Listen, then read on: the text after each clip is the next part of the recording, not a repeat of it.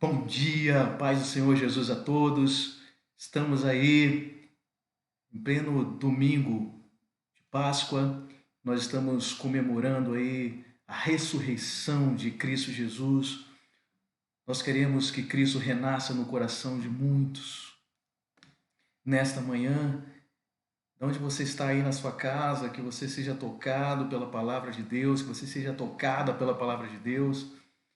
Nosso desejo é que nós aqui estejamos refletindo um pouco sobre a palavra do Senhor nessa data tão importante, um símbolo tão importante para o cristianismo, para a nossa fé cristã, a Páscoa do Senhor, que representa para nós então a crucificação de Jesus. Amém? Vamos lá. Nós vamos estar pensando então sobre Páscoa, celebração da cruz de Cristo. Páscoa, celebração da cruz de Cristo. Nós temos alguns alvos aí. O alvo da lição, então, é a gente saber, né, o que? Entender o motivo e o significado da Páscoa, que não é o coelhinho da Páscoa, amém? Não é o coelhinho da Páscoa, mas a cumprida na cruz de Cristo. Uma outra coisa que precisa produzir em nossos corações é sentir. Sentir o quê? Vou sair depois dessa aula sentindo o quê? Considerar as consequências da cruz para a própria vida, para a sua vida. Será que você tem vivido a cruz de Cristo e tudo o que ela significa, né? Todas as lições que ela traz para nós? E isso vai implicar o saber, o sentir e a gente saia, que a gente possa sair desta aula, dessa lição, com uma atitude, uma mudança, uma ação, agir. De que maneira? Transmitir a outros o significado da cruz para a fé cristã. Amém? Vamos dar continuidade. Nós vamos seguir aí um roteiro simples, espero que a gente consiga, em pouco tempo aí, tentar sintetizar, resumir tudo aquilo que a Páscoa, tudo aquilo não que é muita pretensão, mas aquilo que a Páscoa tem a nos ensinar. Ok? Primeiro ponto, nós vamos pensar sobre a primeira Páscoa. Vamos pensar sobre a primeira Páscoa, a instituição, quando Deus instituiu a primeira Páscoa. No segundo tópico, nós vamos pensar seu cumprimento em Jesus. Em terceiro lugar, então, nós vamos estar falando sobre o significado da cruz. O significado da cruz. A primeira Páscoa, nós vamos estar pedindo para que você abra sua Bíblia lá em Êxodo, capítulo 12, versículo 11 ao 13. Diz assim a palavra do Senhor, essa é a versão NVI. A versão NVI diz: ao comerem, estejam prontos para sair. Cinto no lugar, sandálias nos pés e cajado na mão. Comam apressadamente. Esta é a Páscoa do Senhor. Esta é a Páscoa do Senhor. Naquela mesma noite passarei pelo Egito e matarei todos os primogênitos, tanto dos homens como dos animais, e executarei juízo sobre todos os deuses do Egito. Eu sou o Senhor. Versículo 13 nos diz: o sangue será um sinal para indicar as casas em que vocês estiverem. Quando eu vir o sangue, passarei adiante. Quando eu vir o sangue, passarei adiante. A praga de destruição não os atingirá quando eu ferir o Egito. Gostaria de frisar o versículo 23, que diz o seguinte: quando o Senhor passar pela terra para matar os egípcios, verá o sangue na viga superior e nas laterais da porta, e passará sobre aquela porta, e não permitirá que o destruidor entre na casa de vocês para matá-los. Amém? Vamos estar orando nesse momento, orando para que Deus abençoe a sua vida e para que esse momento seja um momento edificante para a sua vida e para a minha vida também. Amém? Vamos orar?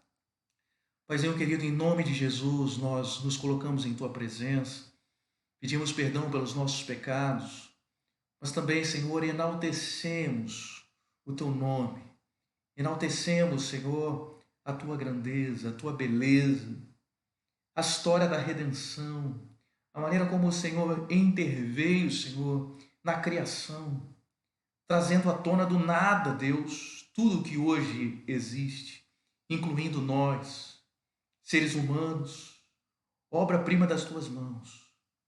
Nós pecamos, Deus, é verdade. Fomos rebeldes para com o Senhor, desobedientes. Nós estivemos lá por meio de Adão e Eva. Deus, mas através da sua obra redentora, a tua obra na cruz, o Senhor promoveu um retorno ao lar, um retorno ao Pai, um retorno à tua presença, uma reconciliação. O Senhor, por intermédio do amor demonstrado na cruz, o Senhor retirou o obstáculo, Deus, retirou o pecado, Deus, a muralha que impedia de que nós tivéssemos comunhão plena com o Senhor. Eu te louvo, Deus, porque nesta manhã nós estamos então celebrando a bandeira da cruz, que é uma bandeira de vitória, vitória contra o pecado, vitória contra o mundo, vitória contra Satanás. O Senhor Jesus Cristo é vitorioso. E é por isso, Senhor, que nós te enaltecemos, nós te glorificamos e te adoramos nesta linda manhã, em que nós também comemoramos a ressurreição. Cristo não ficou vencido, morto, Deus, naquela tumba, mas, Senhor, ao terceiro dia ele ressuscitou e hoje reina e vive para todo sempre. E esta é a mensagem da Páscoa, uma mensagem de um Jesus ressurreto, um Jesus que passou pela morte e hoje, Senhor, com o corpo glorificado, está então oferecendo a cada um de nós vida plena em abundância. Esteja abençoando os meus irmãos. Nós oramos em nome de Jesus. Amém. Vamos continuar meditando então. O primeiro ponto que eu gostaria de lembrar aqui, a primeira Páscoa seria uma festa anual, um memorial para celebrar a libertação de Israel do Egito. Então, inicialmente, lá no Antigo Testamento, Deus Pai instituiu a Páscoa como este memorial, né? A primeira Páscoa seria uma festa anual, um memorial, para celebrar o quê? A libertação de Israel do Egito. Então, até hoje, os judeus estão então comemorando este tipo, né? É uma tipologia, aponta para Cristo, né? Aponta para Cristo. Mas os judeus, então, eles comemoram um memorial, né? Para nós, hoje, cristãos, esse memorial representa, então, a morte de Cristo, o Cordeiro Pascal, né? Nós vamos estar vendo isso já. Moisés repassou as instruções de Deus aos anciãos. Então, de que maneira deveria ser ministrada a ceia? Isso aí a ceia não, a celebração da Páscoa. Lá em Êxodo capítulo 12, versículo 21 e 23, você vai poder acompanhar isso. As diretrizes de Deus para a ministração da Páscoa no Antigo Testamento. Anunciou que essa festa ensinaria as crianças israelitas sobre a sua libertação, né? Convido você para que a gente possa abrir rapidamente aí em Êxodo capítulo 12, né? E vamos ver essa leitura juntos, né? Abra aqui por gentileza em Êxodo, então, capítulo 12, versículo 14 ao 20, é algo interessante que eu preciso mostrar para você. Êxodo 12, capítulo 14 ao 20. Olha o que diz a palavra do Senhor, ó. Este dia será um memorial que vocês e todos os seus descendentes celebrarão como festa ao Senhor. Celebrem-no como decreto perpétuo. Durante 7 dias comam um pão sem fermento. No primeiro dia, tirem de casa o fermento, porque quem comer qualquer coisa fermentada do primeiro ao sétimo dia será eliminado de Israel. Versículo 16: convoquem uma reunião santa no primeiro dia e outra no sétimo. Não façam nenhum trabalho nesses dias, exceto na preparação da comida para todos. É só o que poderão fazer. O Senhor está passando algumas diretrizes de como devia ser ministrado a ceia naqueles tempos, né? Em que Israel estava prestes a ser liberto do Egito, né? Da opressão do Egito. Celebrem a festa dos pães sem fermento, porque foi esse mesmo dia que eu tirei o exército de vocês do Egito. Celebrem, olha só, celebrem, por isso que eu chamei de celebrando. A Páscoa é a celebração, né, da cruz de Cristo, que é, em última análise, o cumprimento da Páscoa do Senhor. Celebrem esse dia como decreto perpétuo por todas as suas gerações. No primeiro mês, comam um pão sem fermento, desde o entardecer do 14º dia até o entardecer do 21º. Durante 7 dias vocês não deverão ter fermento em casa. Quem comer qualquer coisa fermentada será eliminado da comunidade de Israel, seja estrangeiro, seja natural da terra. Não comam nada fermentado. Onde quer que morarem, comam apenas pão sem fermento. Né? E depois ele vai dar as orientações de como deveria ser ministrado, né? Ser ministrado. Então, veja lá, então, a partir do versículo 24, né? No 24 é que trata sobre as crianças, fala sobre a educação, de como era transferida essa cultura.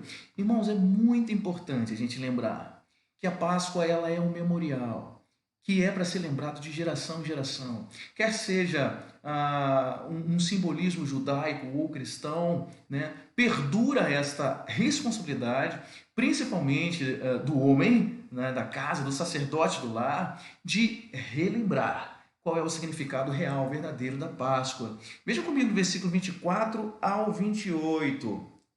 Olha que algo interessante aqui que o Senhor traz para nós. Obedeçam a essas instruções como decreto perpétuo para vocês e para os seus descendentes. Quando entrarem na terra que o Senhor prometeu dar a vocês, celebrem essa cerimônia. Quando os seus filhos perguntarem, olha que interessante, irmãos. Deus sabe que as crianças são curiosas e vão perguntar isso aqui, ó. O que significa essa cerimônia? O que significa a Páscoa? O que nós vamos dizer? Veja lá. Respondam-lhes: é o sacrifício da Páscoa ao Senhor, que passou sobre as casas dos israelitas no Egito e poupou nossas casas quando matou os egípcios. Então o povo curvou-se em adoração. Veja, aqui nós estamos aí prestes a Deus executar a 10ª praga, que foi o seu golpe final contra Faraó, contra as hostes do Império egípcio, que estava aprisionando então os israelitas por um período de 430 anos, exatamente. E agora, esse golpe de Deus, que não é contra Faraó apenas, nem contra a nação egípcia, mas Deus diz muito claramente que esse golpe é um golpe contra os deuses, os falsos deuses do Egito. E agora, nessa última praga, que é a 10ª praga, a morte dos primogênitos, Deus então vai aproveitar para mostrar não só a nação egípcia, como também os israelitas da sua época, como também a nós, que não há outro Deus, não existe outro Deus além dele. E esta celebração deve ser relembrada, rememorada, de gerações em gerações. Isso é algo interessante para nós cristãos, porque diversas vezes, né, essa mesma semana aí eu estive perguntando, né, provando, testando o Rianzinho, que é o nosso menor. Eu falei: filho, explica para mim o que é Páscoa. Ele falou: pai, Não sei se ele falou isso brincando, né? Porque a mamãe já ensinou, a gente já ensinou. Mas ele disse: Ah, papai, Páscoa é quando o coelhinho da Páscoa vem trazer chocolatezinho, né? Vem trazer ovo da Páscoa, né? Vem trazer presentes, né? Ah, e eu chamei a mamãe e falei: Mamãe, olha só, como muitas das vezes isso é uma realidade. Num tempo capitalista como o nosso, num tempo onde o comércio se aproveita para apenas tirar Jesus da cena, né, que é o Cordeiro de Deus que tira o pecado do mundo, para implantar outros ensinos estranhos à palavra de Deus. Então, na verdade, nós, como cristãos, temos a obrigação, o dever, como pais, de estar trazendo o verdadeiro sentido da Páscoa, desculpa, o verdadeiro sentido da Páscoa, né? E não deixar isso cair no esquecimento. Isso era uma das preocupações que que Deus tinha ao instituir a Páscoa também, que pudesse ser um memorial. Mais tarde, no Novo Testamento, que é a aliança perpétua, né? O cumprimento da sombra do Antigo Testamento. No Antigo Testamento, a Páscoa era um tipo, nós chamamos de tipo. O cumprimento destas figuras alusivas a Jesus chama-se antítipo. Então, o antítipo, que é o cumprimento desse tipo que apontava para Cristo, é Jesus, o Cordeiro Pascal. Então, é nossa obrigação como pais estar sempre trazendo a memória das crianças que não se trata do coelhinho da Páscoa, mas se trata do Cordeiro de Deus que tira o pecado do mundo. Né? Vamos dar sequência aqui nos nossos tópicos. Nós temos aí, então, o Senhor informou a data para a festa memorial anual. Né? Ele informa essa data, que o mês onde acontecia a Páscoa daria início ao ano novo, ok? Então a Páscoa daria início ao ano novo para os israelitas, né? O primeiro mês do ano, Abib, Nisan, coincide com o fim de março e o mês de abril. Né? A época da última praga e do êxodo é fácil de lembrar, tá bom? É fácil de lembrar. Jesus foi morto durante ou próximo à Páscoa e muitos observam a Páscoa atual nessa época. Então há toda uma polêmica, né, com relação à datação do nascimento de Jesus. Né? Alguns dizem que houve um erro de 4 anos, né, para mais ou para menos. Né? Talvez exista uma dúvida com relação ao nascimento de Cristo.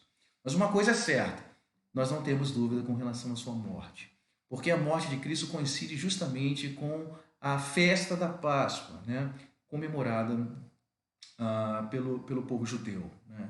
Tanto que Cristo ele morre exatamente no dia 14 do mês de Abib, que era o dia do sacrifício do Cordeiro Pascal, né, que deveria ser sacrificado ao fim do dia. Então, é certo de que naquele dia o único cordeiro que foi sacrificado foi o Senhor Jesus Cristo, o cordeiro que Deus escolheu. Alguns historiadores, comentaristas concordam de que após a morte de Cristo, com aquele terremoto, né, o véu se rasgou de alto a baixo no santuário, e o cordeiro que deveria ser sacrificado no templo, então escaparam. Então, o verdadeiro cordeiro que foi morto naquele dia de 14 do mês de Abib, ou Nisan, foi o Senhor Jesus Cristo, e com isso Deus Pai mostrou que recebeu esse sacrifício do Cordeiro Pascal que naquele ano ocorreu. O Êxodo marcou o nascimento de uma nação, assim como o Brasil comemora o nascimento em 22 de abril. Né? Eu fugi da escola há um tempo, mas 22 de abril todos nós lembramos que foi o descobrimento do Brasil. Então, foi algo tão importante a saída do povo de Israel do Egito, que Deus então ordenou para que iniciasse mês de Nisan, ou Abib, fosse o primeiro mês do calendário judeu, israelita, né? Então, inaugura o nascimento, né? O início do ano judeu. E tem um teólogo, que é o Peter Enns, ele explica uma coisa interessante para nós. A libertação do Egito é um novo começo para Israel. De agora em diante, cada vez que olharem no calendário, se lembrarão desse fato. Ela também representa uma conexão com o Gênesis e a criação. No Êxodo, o povo de Deus está sendo recriado. Eles estão começando do zero. Olha que coisa interessante. Todos nós podemos lembrar que o Egito representa o mundo para o cristão. Daqui a pouco a gente vai falar sobre a aplicação de tudo isso que a gente está vendo, essas figuras do Antigo Testamento, a aplicação para o cristianismo, a aplicação para o Novo Testamento, para as nossas vidas. Né? Pois bem, então o Egito representa o mundo, regido por Satanás, regido pelo mal, né? Então, o Egito ele representa isso. Nós saímos do mundo. Saímos do mundo através da fé e do arrependimento em Cristo Jesus. É verdade que nós precisamos, assim como o povo de Israel, atravessar o Mar Vermelho, que representa o sangue de Cristo. E agora nós estamos aí como o povo de Deus peregrinando no deserto, passando por intempéries, por dificuldades, né, por aflições, por tribulações. Mas contamos também com a providência de Deus, com a presença de Deus. Estamos marchando rumo a Canaã, a nova Jerusalém celestial, que é os céus. Vejam como tudo se encaixa. Vejam como Antigo Testamento e Novo Testamento se encaixam. Né? E que o Novo Testamento, então, aponta o Êxodo como uma saída, mas não uma saída literalmente do Egito, mas uma saída do mundo das trevas para a maravilhosa luz de Cristo Jesus. Glória a Deus. Porque nós podemos sair das garras opressoras de Faraó, que representa Satanás, né? Que representa um mundo opressor, mau, pecaminoso, imundo, sujo, que impera ideologias contrárias à palavra de Deus. Tudo isso Deus nos tirou dessa imundície, dessas trevas, e nos trouxe para a sua maravilhosa luz. Dessa maneira, o Êxodo para nós cristãos representa a saída, sim. A Páscoa é um passar, é uma passagem, é verdade, uma passagem das trevas para a maravilhosa luz de Cristo. Então, observe como esta palavra recriação, começar do zero, para nós é começar do zero. Cristo, num contato com Nicodemos, ele vai dizer isso. Cristo ele vai dizer, é necessário nascer de novo. É necessário nascer de novo, é necessário sermos recriados, é necessário começarmos do zero. Porque nós somos seres contaminados com o pecado, a depravação total, todos nós pecamos. Nós somos imagem e semelhança, o homem natural é imagem e semelhança de Adão. Mas a partir do momento que nós cremos em Cristo, a partir do momento que nós nos arrependemos e confessamos o nosso pecado, cremos que Jesus é o Senhor e Salvador das nossas vidas, então uma recriação, um novo nascimento, um marco zero inicia em nossas vidas. E a partir de agora não mais somos imagem e semelhança de Adão, mas imagem e semelhança do segundo Adão, que é Jesus Cristo. Veja como tudo se encaixa. Veja como tudo se encaixa. Em Êxodo capítulo 12, versículo 4, nós vemos o seguinte: cada família dentre o povo de Israel deveria selecionar um cordeiro ou um cabrito. Veja a figura do cordeiro, né? Para cada família. Era selecionado, então. Êxodo capítulo 12, versículo 5, diz que o cordeiro da Páscoa deveria ser sem defeito. Veja, macho de 1 ano, Ser sem defeito significava que um animal não podia ser cego, coxo, deformado ou enfermo. E mais uma vez esse cordeiro, você lembra quando Jesus ali passa próximo de João Batista já estava no seu ministério, né, cercado pelos seus discípulos, e agora João Batista, que foi a voz que clamou no deserto, né, passa então por Jesus, o seu olhar passa por Cristo e ele olha para Jesus, ele poderia dizer: eis o meu primo, não é verdade? Porque João Batista, sendo filho de Isabel com Zacarias, era primo então de Jesus, que era filho de José e Maria. João Batista poderia ter olhado, né, e dito: eis o meu primo. Mas ele diz: eis o Cordeiro de Deus que tira o pecado do mundo. E assim ele estava apontando, identificando Jesus Cristo como então, o único sacrifício aceito por Deus para tirar o pecado do mundo, para remir, para lavar o homem, para libertar o homem das amarras do pecado, das amarras de Satanás, das amarras do mundo opressor. O Cordeiro da Páscoa deveria ser sem defeito. E observa em João, abra comigo rapidamente, capítulo 19, versículo 6. Olhe lá, João capítulo 19, versículo 6. Vamos folhear um pouquinho, né? Por muito tempo, esta informação de que o cordeiro deveria ser sem defeito, por muito tempo não ficou muito claro para nós.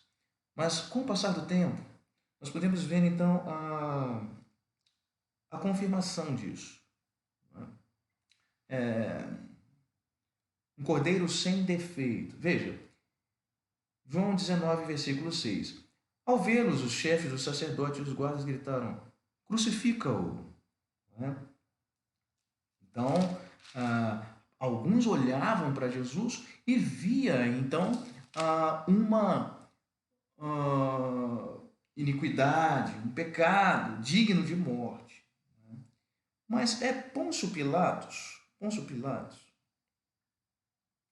que ele vai dizer algo, ele analisa esse cordeiro, né? E ele vai ver que esse cordeiro não tem mácula. Coisa interessante isso. Quem analisa, então, é Pôncio Pilatos. Vamos ver aqui, ó. No versículo 6, na continuação, mas Pilatos respondeu: levem-no vocês e crucifiquem-no. Quanto a mim, não encontro base para acusá-lo. A palavra do Senhor diz que Jesus em tudo foi pecado, mas em tudo foi tentado, mas em nada pecou. Portanto, Jesus é o Cordeiro da Páscoa, sem mácula, sem pecado. Amém? Vamos continuar? Versículo 46 de Êxodo 12 diz o seguinte para nós: o cordeiro tinha de ser comido numa só casa. Todo ele tinha de ser comido e nenhum de seus ossos deveria ser quebrado. O significado completo dessas orientações veio a ser conhecido muitos anos depois. Todas essas outras passagens, Números 9, 12, Salmo 34, 20, João 19, 36, que a gente vai ler agora, já que você já está aberto aí no versículo, no capítulo 19, abra, por favor, no versículo 36.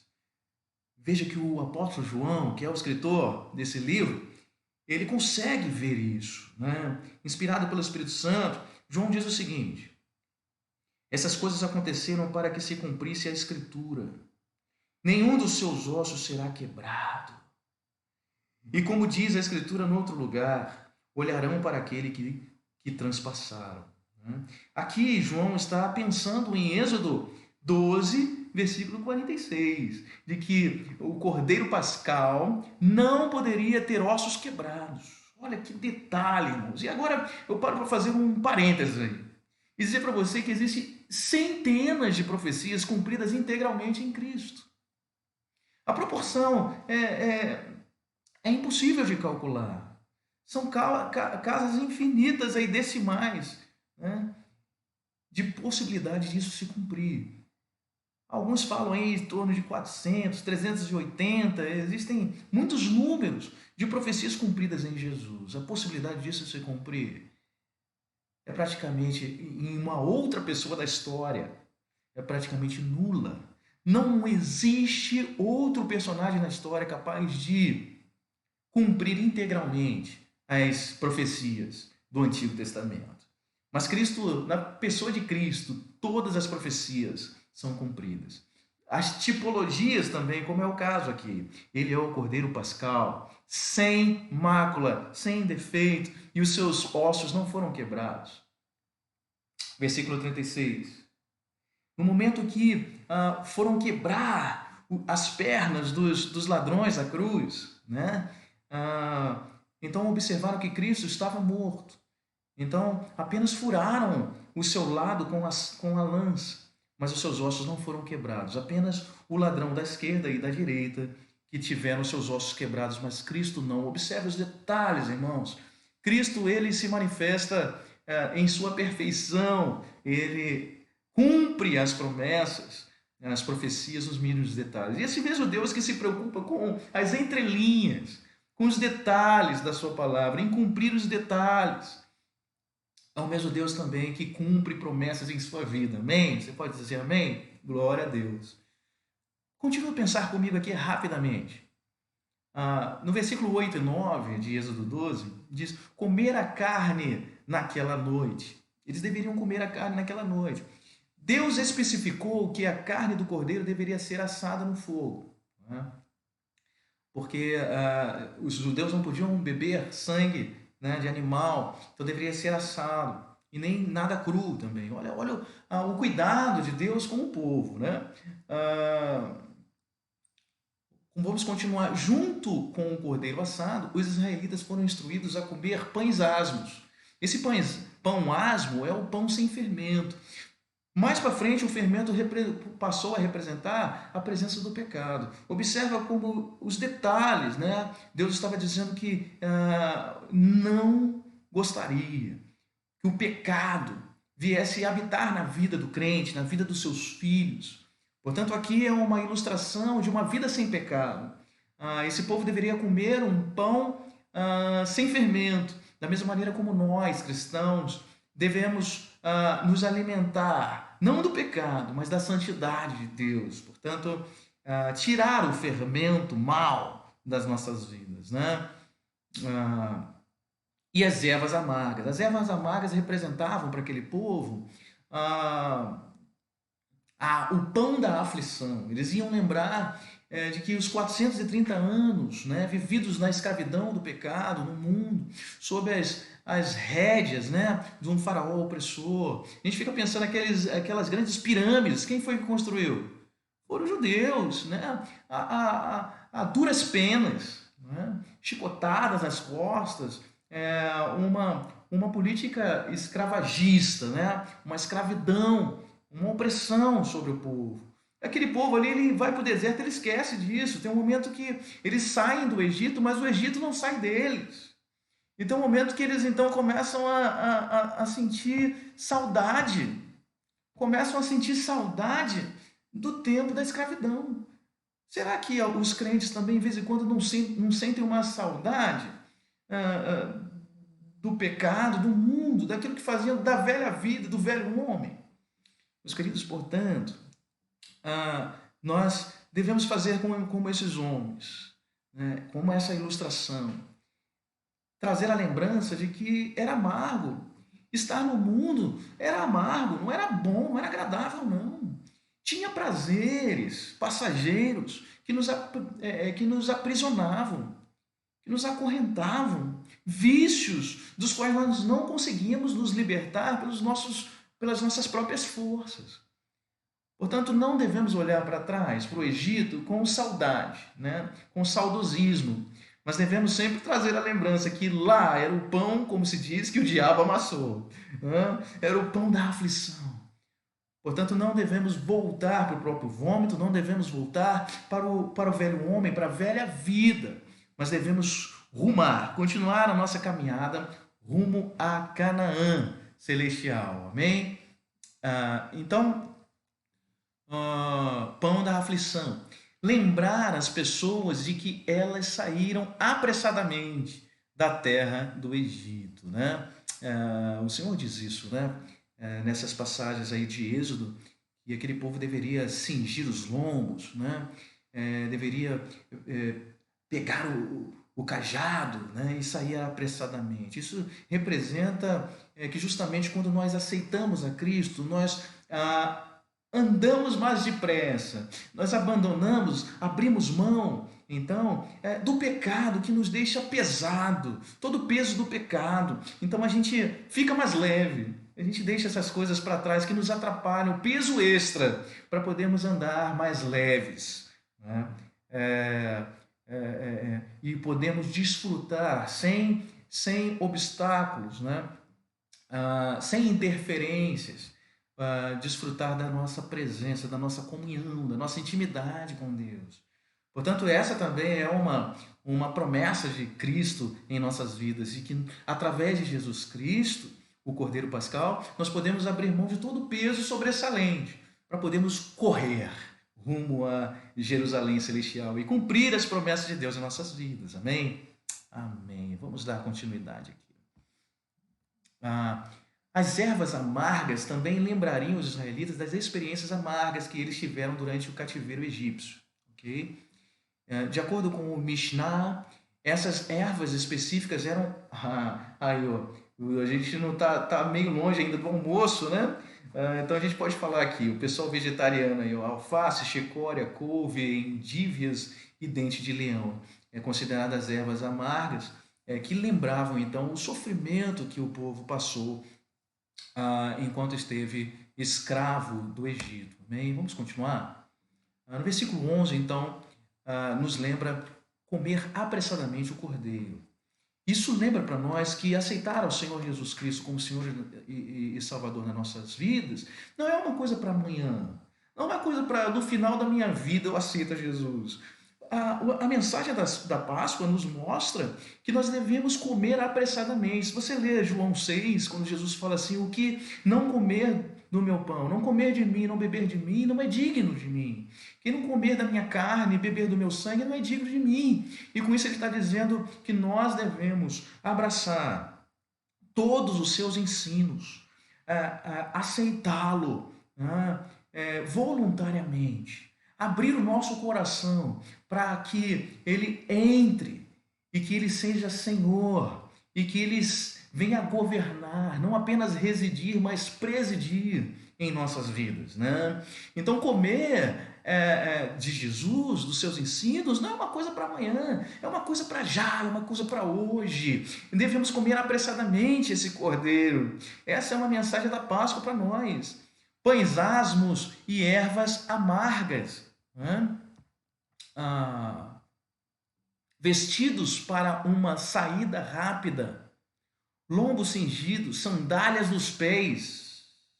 Isso lembra para nós também que a mensagem da Páscoa ela é uma saída do Egito, do mundo, para a salvação, para o céu, mas nesse caminho nós recebemos as sandálias nos pés, esse cuidado de Deus, que nossa sandália, aquela sandália daquele povo caminhou 40 anos no deserto e não se consumiu. As nossas sandálias havaianas hoje em dia, a minha não cansa de arrebentar, né? E aquelas sandálias ali, pela provisão de Deus, pela soberania de Deus, pelo cuidado, pelo amor de Deus, ela persistiu, ela permaneceu, né, durante toda a caminhada daquele povo. Isso era um sinal de que o povo poderia contar com a provisão. E nós também, no meio desse deserto, no meio dessa crise toda que a gente está passando aí, de coronavírus, de pandemia, nós podemos contar com a provisão diária de Deus em nossas vidas. É certo de que não te faltará subsistência, não te faltará pão na tua mesa, porque Deus é contigo, não é? As sandálias nos pés também nos lembra Paulo dizendo, sandália, né? Que nos ajuda a levar o evangelho da paz, né? O evangelho da paz para muitos. Então, Deus também quer nos levar a compartilhar essa mensagem de salvação para outros que estão escravos do mundo, do pecado, de Satanás, poderem também desfrutar da liberdade em Cristo Jesus, né? Ah, Temos os lombos cingidos, significava ter cinto no lugar, né?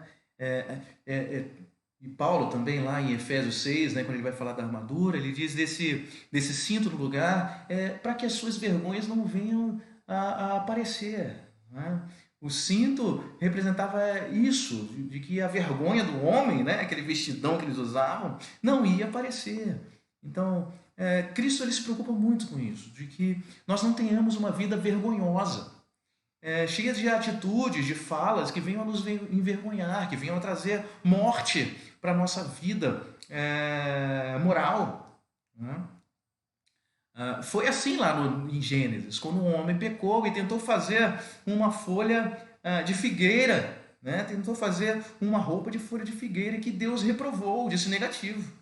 Sou eu aqui que vou dizer quais são as ordenanças, as minhas prerrogativas para lidar com a questão do pecado. E aí ele providencia uma roupa feita de pele de cordeiro. Ali foi derramado o sangue. Ali Deus falou que não, a salvação não poderia ser por intermédio de nada além do que o sangue, né? E o sangue não de qualquer outro animal, mas um sangue de cordeiro. Portanto, ali as vergonhas, os pecados que nos envergonham, foi coberto, né? Expiado. Expiação significa cobertura. Expiado, então, pelo sangue do Cordeiro, né? Por essa veste de santidade que Deus proveu para o ser humano, né? Cinto no lugar, para ficar mais fácil de caminhar ou correr. Okay? O cajado serviria como apoio para a viagem. Bom, vamos continuar. Comer a refeição de Páscoa dessa maneira demonstrava sua fé no Senhor, de que ele os libertaria do Egito. Então, observa que todas essas instruções foram dadas por Deus a Moisés e transmitidas ao povo de Israel antes mesmo de se cumprir. O destruidor, o anjo da morte, não tinha saído ainda. Essas eram as instruções que vieram antes, então. Então, aquele povo, eles precisavam acreditar. Acreditar crer na palavra do Senhor, na promessa do Senhor. De que o sangue do Cordeiro, que eles iriam aspergir nas vergas das portas, que é a parte de cima das portas, e também nos umbrais, que é as partes laterais, aquele sangue daquele cordeiro seria poderoso, suficiente, seria útil, né? Para então fazer com que o destruidor, o anjo da morte, passasse de largo, passasse direto por aquelas casas, né?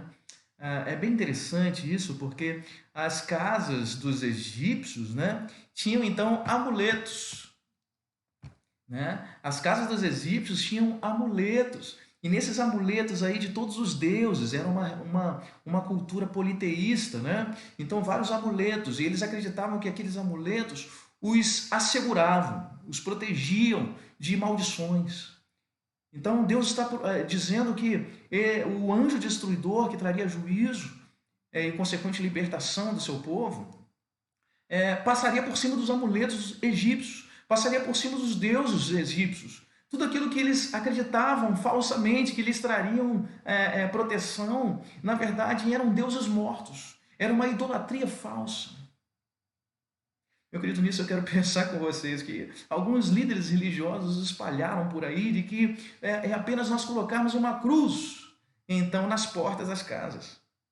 Meu querido, se a cruz estiver lá, na porta da sua casa, mas não estiver em teu coração, não tem valia. Porque o poder da cruz não é apenas para nós ostentarmos como uma forma de amuleto, como se fosse tivesse magia em si mesmo. A cruz ela é feita para ser vivida. A cruz ela precisa não estar apenas pendurado no seu pescoço ou na sua casa, na porta da sua casa, mas ela precisa estar em seu coração. A mensagem da cruz ser vivida em seu coração. Você está entendendo?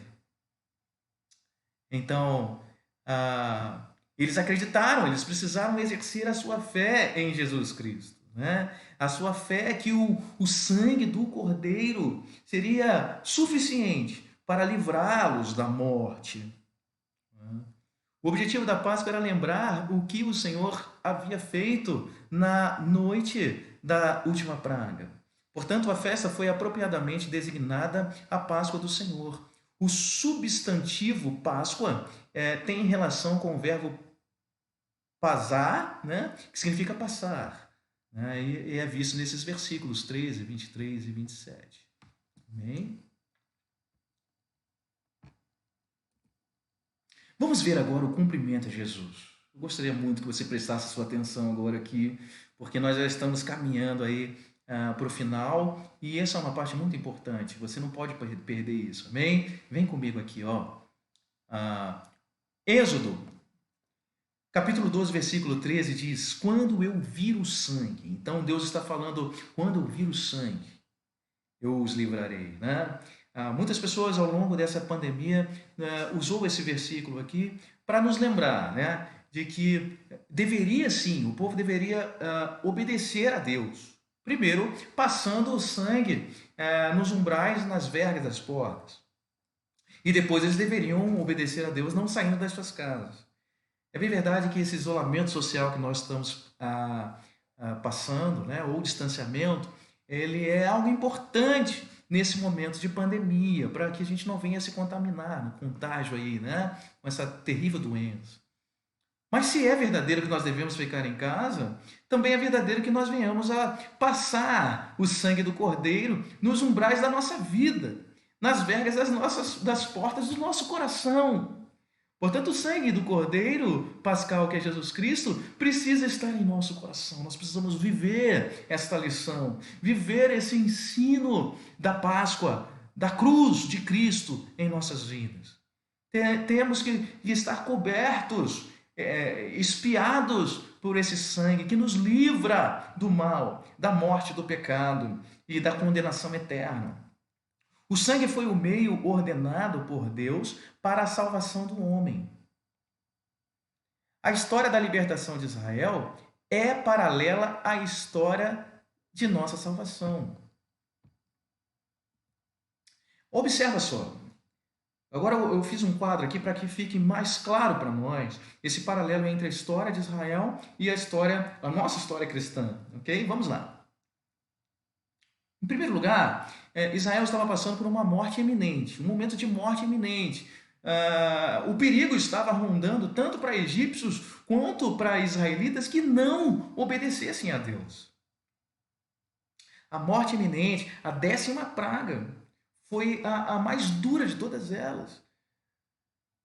A 10ª praga, a morte dos primogênitos, tanto de filhos quanto de animais. Né? Não houve uma casa dos egípcios que não tivessem mortos por lá.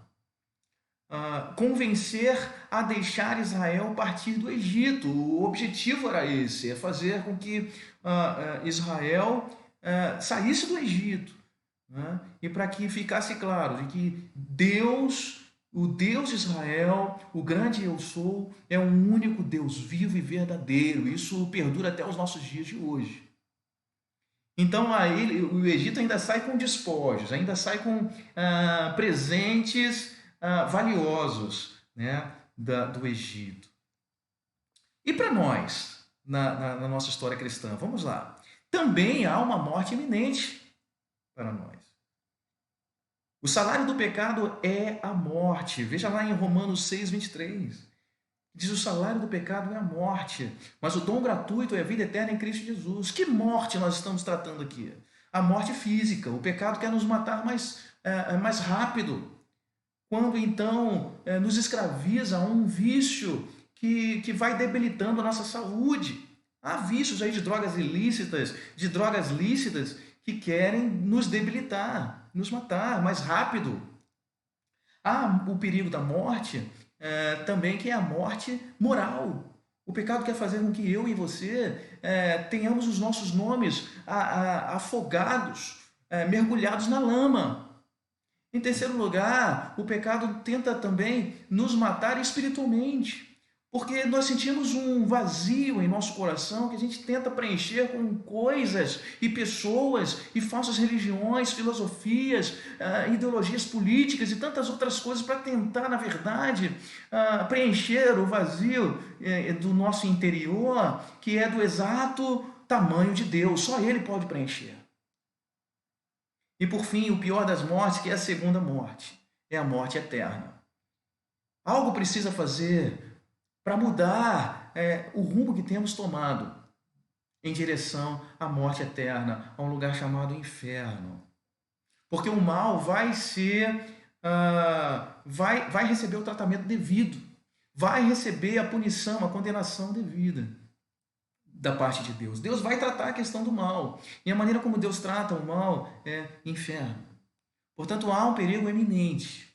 E é por isso que nós chamamos de salvação, porque nós estamos anunciando a salvação, porque há um julgamento de Deus que chegará e baterá na porta daqueles que não têm o sangue do Cordeiro aspergido nos umbrais e nas vergas. Portanto, meu querido, se você ainda não tem o sangue de Cristo em sua vida, se você ainda não vive a verdade da cruz de Cristo, coma a carne do Cordeiro apressadamente. É para hoje, não é para amanhã. Pecadores estão debaixo de uma sentença de morte, sujeitos à segunda morte, que é a morte eterna. Observe esse paralelo que é muito interessante. A história de Israel, vamos lá. Deus forneceu um escape. Nós louvamos a Deus porque Deus ofereceu um escape para nós. Que escape é esse? Deus forneceu um escape para se salvar. Deveriam matar um cordeiro sem mácula, isso lá em Israel, no Antigo Testamento, e espalhar seu sangue nas ombreiras e verga das portas de suas casas. Quando eu vir o sangue, passarei por vós. Veja o escape que Deus, no Novo Testamento, nos nossos tempos, na nossa história cristã, qual é o escape que Ele providenciou para nós? Nós precisamos acreditar na providência de Deus. Deus forneceu um escape, veja lá, envolve sangue também. Jesus é o Cordeiro de Deus que tira o pecado do mundo. Isso aí o próprio João Batista que atestou, que Jesus é o Cordeiro de Deus. Jesus é nosso Cordeiro Pascal, nossa Páscoa. Isso está lá em 1 Coríntios capítulo 5, versículo 7, cujo sangue foi derramado para a nossa salvação. O sangue de Jesus foi derramado para a nossa salvação. Existem inúmeras ilustrações que mostram isso. Da mesma maneira como o sangue do teu corpo agora está percorrendo o teu organismo, lançando para fora todos os resíduos, todas as toxinas, tudo aquilo que faz mal, cai na corrente sanguínea e é expelido através do suor, através da urina, é expelido. Se o nosso próprio sangue é poderoso para expelir impurezas que nos fazem mal, que poderiam nos levar à morte, quanto mais o sangue de Jesus é poderoso, então, para expelir das nossas vidas espirituais aquilo que pode nos levar à morte. A significação, o significado do sangue é muito precioso, é muito rico, é muito importante. O sangue. E eu lembrei, já nós vamos dizer isso aí, eu lembrei então de algumas passagens paralelas aí, daqui a pouco a gente vai mostrar que vai falar sobre o sangue de Jesus, Então Cristo é o Cordeiro Pascal. Em terceiro lugar, vamos lá, está acabando, força, vamos junto, vem comigo. Israel tinha que fazer algo. Havia uma atitude de fé a ser tomada. Os israelitas tinham uma função a realizar em sua salvação. Eles tinham que fazer o que Deus disse. Eles mostraram que acreditavam em Deus seguindo suas instruções.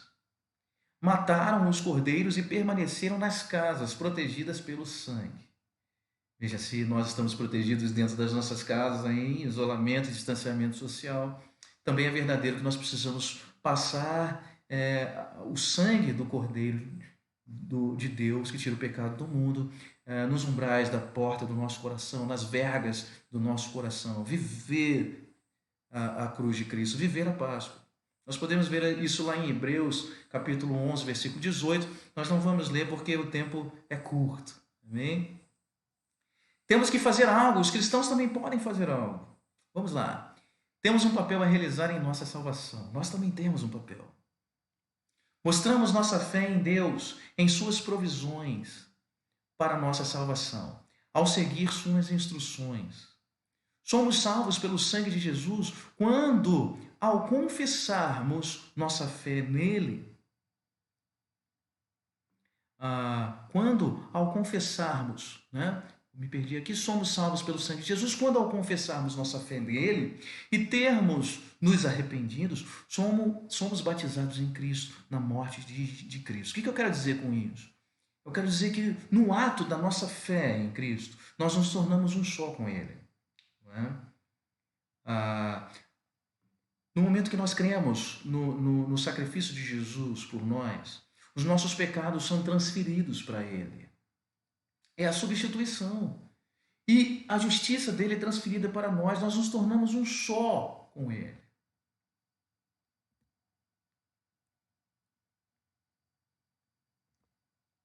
Vamos ver mais um paralelo, então. Nós temos que fazer algo, ou seja, crer.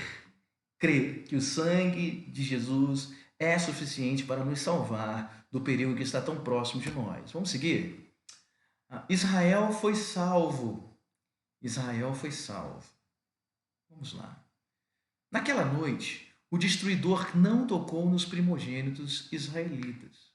Em toda a terra havia choro por aqueles que morreram, mas nas casas dos israelitas todos estavam vivos. Veja como é que Deus cumpriu a sua promessa. Ele prometeu que as casas que colocaram ali, que aspergiram o sangue do Cordeiro, o destruidor, a morte iminente, passou direto. Passou e protegeu e guardou do mal. Nós cremos que também nosso Deus é poderoso para nos guardar desse mal que nos cerca, que é essa pandemia. Nós cremos nisso. Agora, a parte que nos cabe também é ficarmos dentro de casa, sermos obedientes às autoridades constituídas por Deus, né? Mas não apenas isso. No Novo Testamento, nós também somos salvos. Então somos salvos. De que maneira? Quando obedecemos às instruções do Senhor. Podemos nos alegrar, sabendo que todos os nossos pecados foram lavados pelo sangue do Cordeiro. E eu preciso ler isso com vocês, eu não posso passar batido aqui, mas eu preciso ler com vocês. 1 João capítulo 1. Abra comigo. Eu preciso ler com vocês passagens referentes ao poder do sangue de Jesus. Como ele é poderoso para nos lavar, nos limpar, nos salvar. João capítulo 1, versículo 7, diz o seguinte: se porém andarmos na luz, como ele está na luz, temos comunhão uns com os outros, e o sangue de Jesus, seu Filho, nos purifica de todo pecado. O sangue de Jesus é suficiente, é poderoso para nos purificar de todo pecado. Já eu vou usar algumas ilustrações aí para tentar ampliar essa ideia, esse conceito de pecado. Abra comigo em Apocalipse também. Nós vamos explorar um pouco essa ideia do sangue de Jesus, poderoso. Capítulo 1, versículo 5, que nos diz o seguinte: e de Jesus Cristo, que é a testemunha fiel, o primogênito dentre os mortos e o soberano dos reis da terra. Ele nos ama e nos libertou dos nossos pecados. De que maneira ele nos libertou dos nossos pecados? Por meio do seu sangue. Além de nos purificar, ele também nos liberta dos nossos pecados. Meu querido, tantas pessoas aí que estão tentando abrir mão de vícios, como o fumo, como a bebida. Muitos são alcoólatras e têm a sua família, o seu casamento destruído por causa dos vícios, estão procurando se libertar. Meu querido, o sangue de Cristo é poderoso para nos libertar das amarras, do pecado que quer nos levar à morte. Também em Apocalipse capítulo 5, versículo 9, nos diz o seguinte: e eles cantavam um cântico novo. Veja, os anjos, até mesmo os anjos cantavam um cântico novo.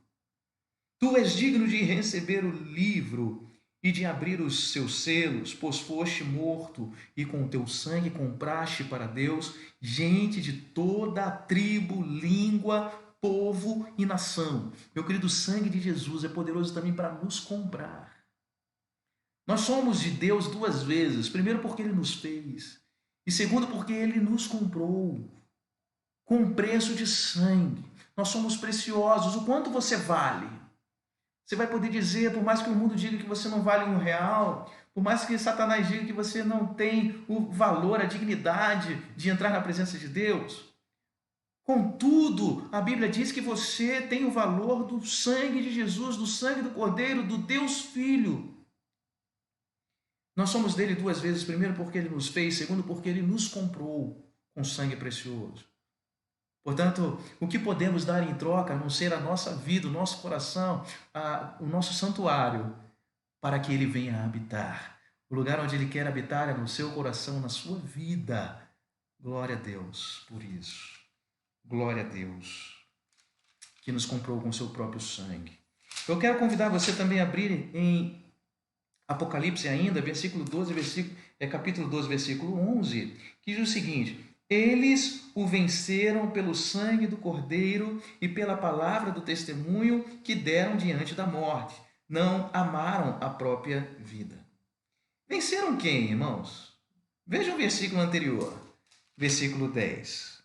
Então ouvi uma forte voz do céu que dizia: agora veio a salvação, o poder e o reino do nosso Deus e a autoridade do seu Cristo, pois foi lançado fora o acusador dos nossos irmãos, que os acusa diante do nosso Deus dia e noite. Esse aqui é a velha serpente, aquela velha serpente, Satanás, que jogou o veneno no coração da humanidade, que maculou a imagem e semelhança de Deus, que jogou uma pitada de pecado no coração da humanidade, que colocou no coração da humanidade um desejo de ser independente de Deus, independente da sua palavra, colocou no coração do homem o desejo de ser rebelde contra a palavra de Deus, rebelde, desobediente contra Deus, o nosso Pai. E assim, uma cisura, uma rupção, uma interrupção, uma ruptura foi feita no relacionamento nosso com o nosso Deus. Mas o sangue do Cordeiro nos traz a vitória contra Satanás. Portanto, o sangue do Cordeiro, o sangue de Jesus Cristo, nós vencemos. Esse povo aí, que é um povo lavado, redimido, vive pelo poder do sangue de Jesus, pelo poder do sangue do Jesus ressurreto. Eu me lembrei de uma ilustração que eu vi ao longo dessa epidemia, esse cuidado que a gente está tendo, né? O cuidado que a gente está tendo com a higienização, né? E eu vi essa figura aqui que me lembrou muito a questão do álcool em gel, né? As pessoas preocupadas, então, em estar desinfectando as mãos, essa preocupação toda que a gente está com lavar as mãos. Alguns estão dizendo: não aguento mais lavar tanto a mão, tomar tanto banho. Mas eu vi essa ilustração que me fez lembrar isso, né? O antídoto para todos os vírus que têm ameaçado a humanidade continua o mesmo: o sangue de Jesus. Se há um vírus, amados, que quer sim nos matar e é mais violento do que o coronavírus, né? Porque para vir um antídoto, para ser encontrado um antídoto, apenas em Jesus, apenas o sangue de Jesus, para nos livrar desse vírus que nos leva a ter uma vida independente de Deus, né? Ah, eu estava ministrando aos meus filhos, né, nessa semana, aquela passagem lá no Antigo Testamento, em que aquelas serpentes saem ah, da terra, né, no deserto, e vêm picar. Então, se não me engano, é Êxodo 14, né? Vem picar os israelitas. E muitos começam a morrer, e essas serpentes abrasadoras vieram ah, em punição, em condenação, em julgamento ao murmúrio daquele povo. Porque aquele povo esqueceu o quão difícil, o quão preciso foi Deus se manifestar com o seu poder para libertá-los de 430 anos. Não foram 2 anos, foram 430 anos. Quanto tempo você passou no mundo? Foi difícil para sair de lá, um grande sacrifício foi feito. E agora aquelas pessoas arrependidas dizem para Moisés: Moisés, por favor, nos livre. E Deus dá uma ilustração, Deus dá uma ordenança dizendo: olha, levante uma serpente de bronze, e eis que todo aquele que olhar será curado. E aí Jesus, numa comparação linda, mostrando que aquela serpente de bronze que foi levantada no deserto, em João 3, versículo 14, ele vai dizer: ei, vocês lembram daquela serpente que foi levantada, aquela serpente de bronze? Esse sou eu. Eu vou ser levantado no Calvário, e todo aquele que me olhar dependurado naquele madeiro, naquele Calvário, naquele Gólgota, todo aquele que olhar e crer em mim será salvo. E ele, nessa conversa com Nicodemos, ele ilustra isso, ele mostra o cumprimento da serpente de bronze e diz que é ele mesmo.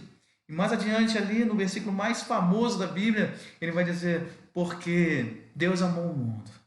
Versículo 16. De tal maneira que deu o seu único filho, para que todo aquele que nele crê não pereça, mas tenha vida eterna. Portanto, querido, sim, o sangue de Jesus é poderoso para nos purificar, para nos lavar de todo o pecado. Amém? Eu quero também pensar com vocês aqui toda essa preocupação que a gente está tendo hoje em dia, né, com a higienização, né, e tudo. Então eu pensei também de que há muitos vírus por aí, né? Há muitos vírus e que nós então, além do álcool em gel, essa preocupação com as mãos, né?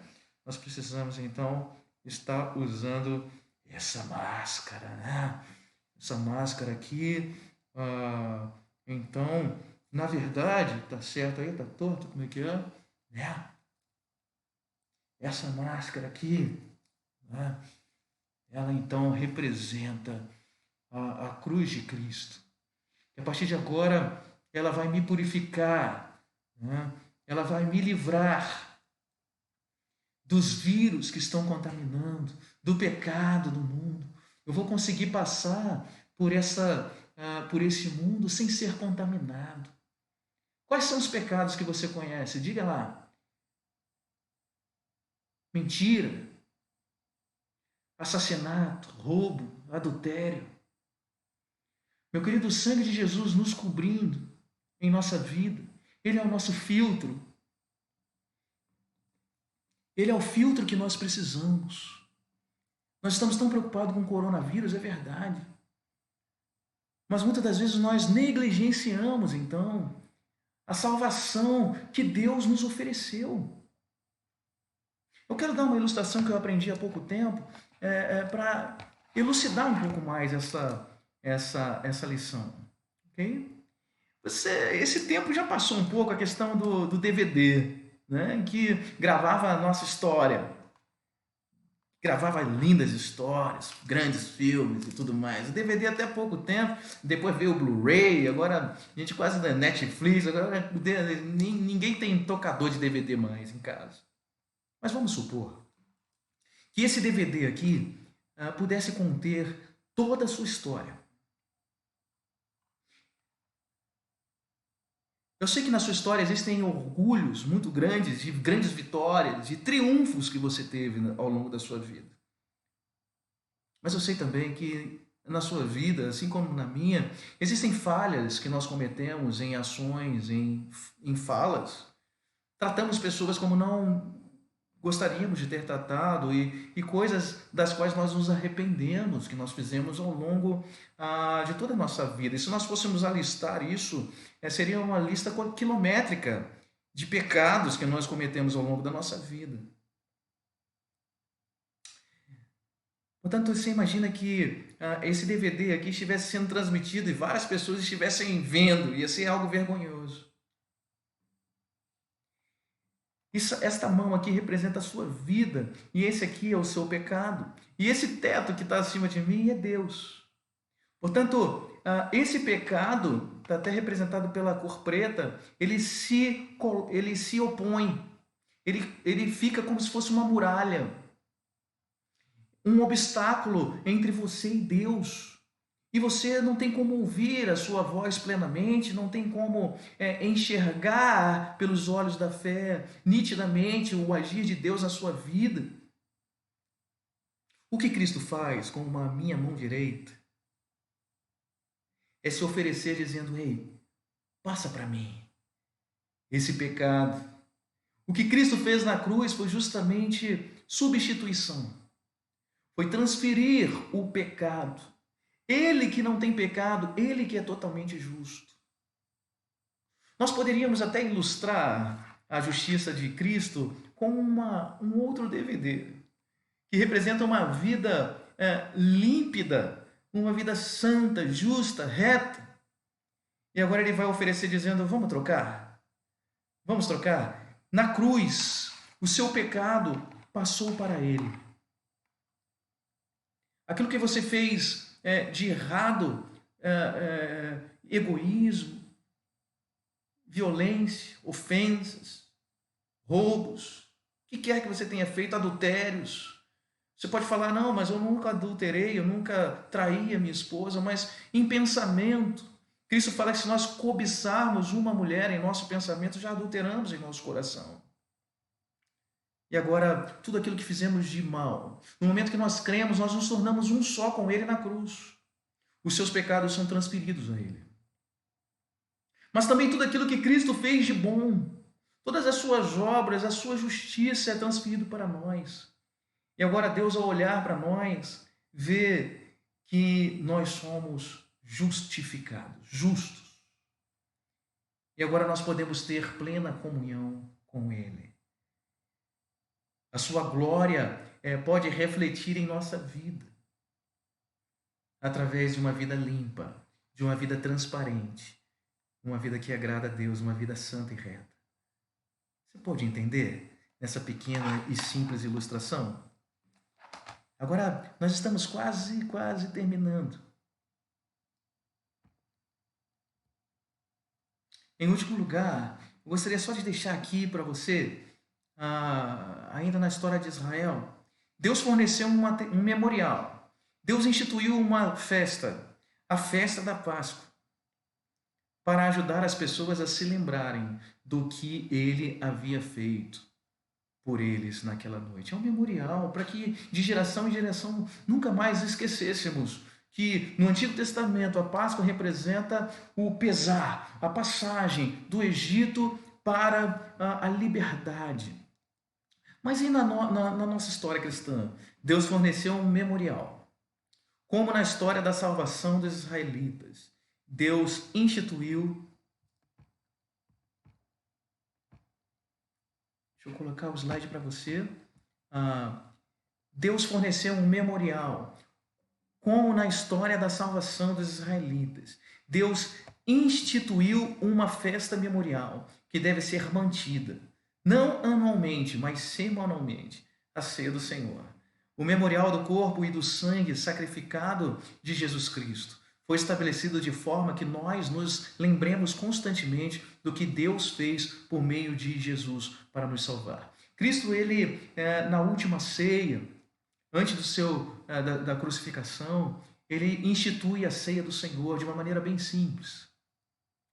Ele diz que o pão é o seu próprio corpo.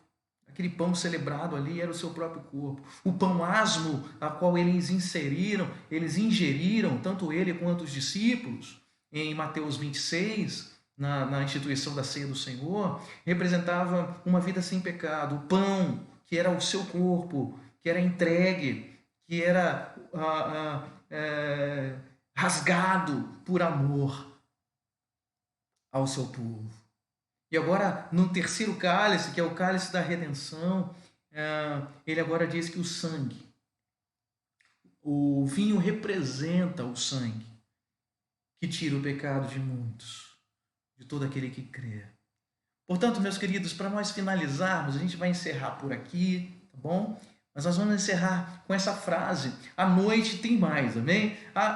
Ou melhor, às 11 horas aí começa a aula do Adiel, né? Ele vai estar falando sobre a ressurreição. Nesse primeiro momento a gente está falando sobre a crucificação, a Páscoa, o que representa a Páscoa para os nossos dias, fazendo a aplicação, né? Celebrando Páscoa, celebrando a cruz de Jesus. Logo em seguida, a Adiel vai estar falando sobre a ressurreição, né? E à noite, nós temos às 18 horas aí o Ibaba Kids, e a seguir a celebração do Senhor nesse culto online juntos, né? Deus diz: quando eu vir o sangue, passarei por vós. Quando eu vir o sangue, passarei por vós. Quando somos cobertos pelo sangue de Jesus, ele não nos imputará pecados, sejam eles quais forem. Nós somos, lembre-se do álcool em gel, né? Que a gente está usando tanto. Lavem as suas mãos, espiritualmente falando, as mãos representam obras, lavam as suas obras, lavam a sua vida no sangue do Cordeiro.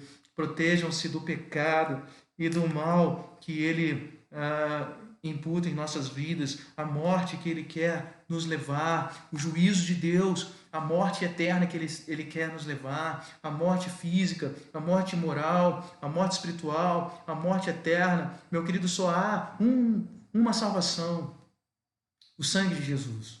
O sangue de Jesus é suficiente para nos livrar da morte iminente.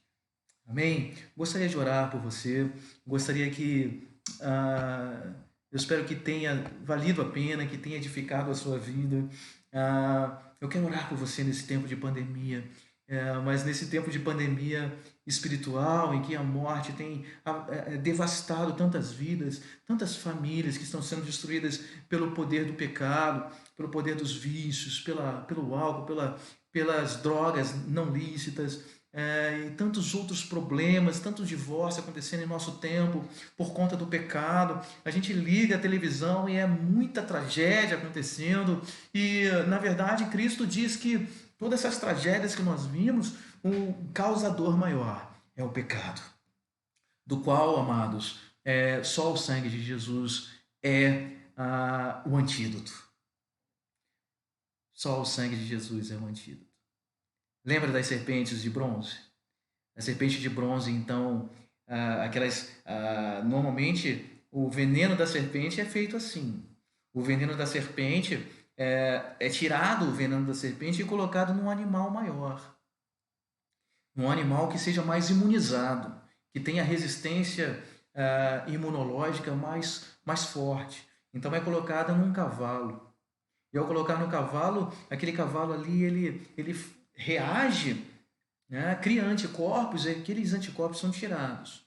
E agora nós temos um antídoto contra o veneno da serpente. O nosso pecado também foi injetado em Jesus, porque ele é um animal mais forte, ele tem a imunologia mais forte, ele é totalmente invulnerável ao pecado. E agora nós bebemos essa vacina que só Jesus pode nos dar, para que nós estejamos mais fortes contra o pecado a cada dia. Que você então possa viver esta lição da Páscoa. Amém? Vamos estar orando pela sua vida. Amado Deus, muito obrigado por esta manhã. Muito obrigado, Senhor, porque o Senhor está conosco. Muito obrigado, Senhor, porque podemos contar com a tua provisão. O Senhor providenciou o escape para a morte iminente. E esse escape é o sangue de Jesus, o sangue do Cordeiro que tira o pecado do mundo. Algumas ilustrações foram usadas aqui de uma forma tão simples, Senhor, e tão incompleta, para representar aquilo que o Senhor fez com perfeição. A salvação é perfeita, nós te glorificamos pela tua grande salvação. E agora nós queremos, Senhor, proclamar esse evangelho, essa mensagem a muitos lares, a muitas casas. Que muitas casas, Senhor, possam estar abrindo seus lares para Cristo, para o sangue de Cristo poderoso para dar vida física, vida moral, vida espiritual e vida eterna. Que muitos corações esta manhã possam estar abrindo as suas portas para que Cristo venha a aspergir o seu sangue nos umbrais, nas vergas das portas dos seus corações, e que eles possam viver a Páscoa, viver o real sentido da Páscoa, que não é a coelhinha da Páscoa, mas é o Cordeiro de Deus que tira o pecado do mundo. Eu te louvo, Deus, eu te agradeço, em nome de Jesus. Deus abençoe a sua vida, amém? Excelente domingo de Páscoa, em nome de Jesus. Continue ligadinho com a gente. Já já o irmão Adriel vai estar trazendo uma mensagem ao seu coração sobre a ressurreição de Jesus. Deus o abençoe.